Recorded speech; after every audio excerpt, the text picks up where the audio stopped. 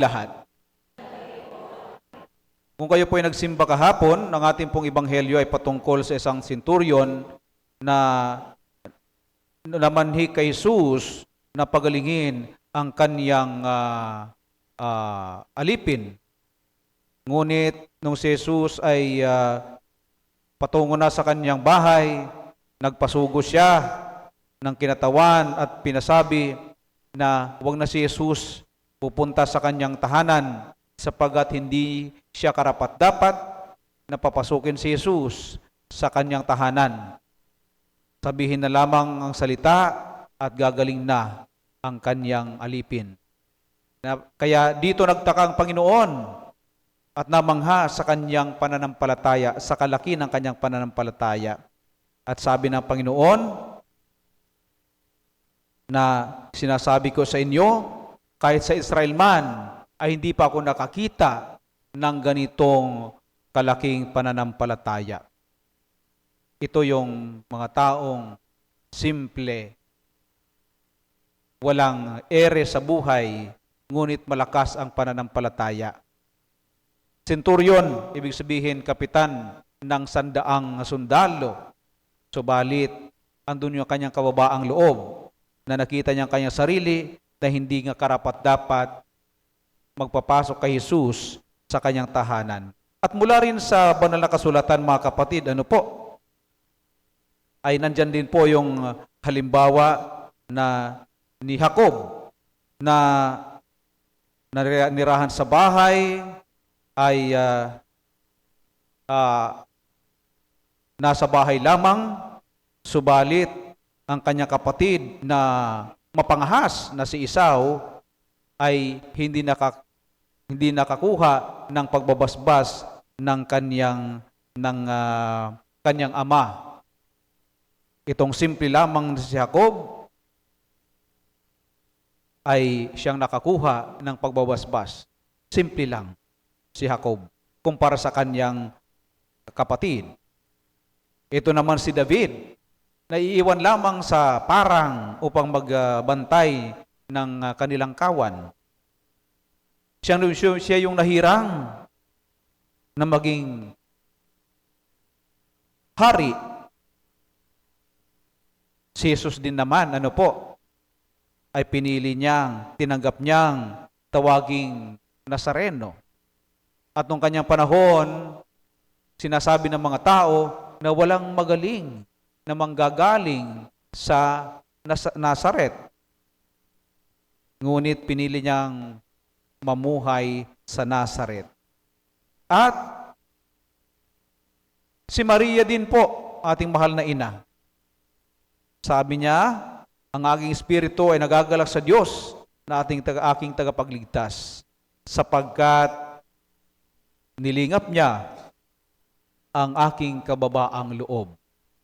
Kaya kung makikita natin, merong pattern ang mga taong kinalulugdan ng Diyos ay mga taong may kapakumbabaan, taong mga simple lamang, hindi inaangat ang sarili.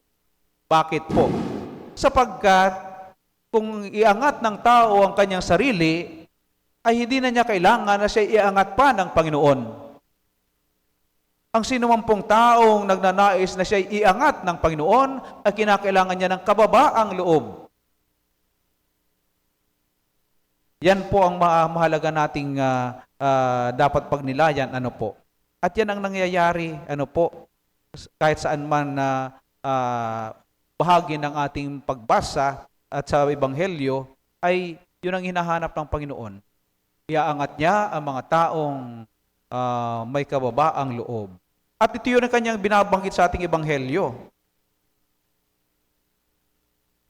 Sapagkat inilihim mo sa mga marurunong at pantas ang mga bagay na ito at inihayag mo sa mga taong ang kaluubay tulad ng sabata. Sapagkat gayon ang kinalulugdan mo, Ama. Yan ang mga taong payak, simple, may kababaang loob, na tulad ng sabata ay ang nais pagpahayagan ng Ama. Anong nais ipagpahayag? Upang sila'y maiangat.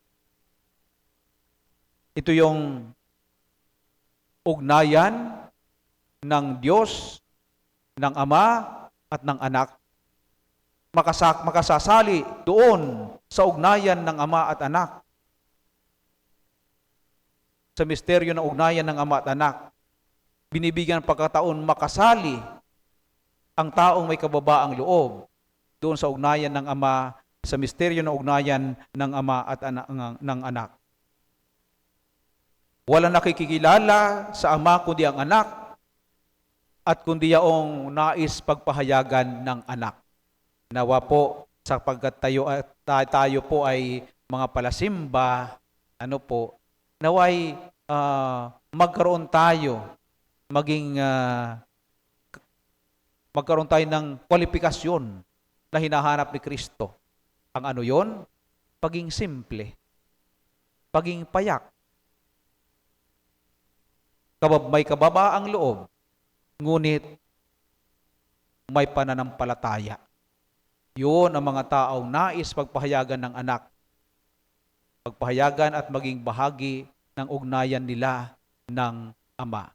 Kaya sa ating pagtanggap ng banal na komunyon ngayong gabi mga kapatid, hilingin natin sa Panginoon na nawa tayo po'y magkaroon ng gayong mga katangian at sa gayon maging bahagi tayo sa mga taong maaaring iangat ni Kristo papalapit sa Kanya at sa Ama sapagkat ibinaba natin ang ating mga sarili. Panalangin ng bayan.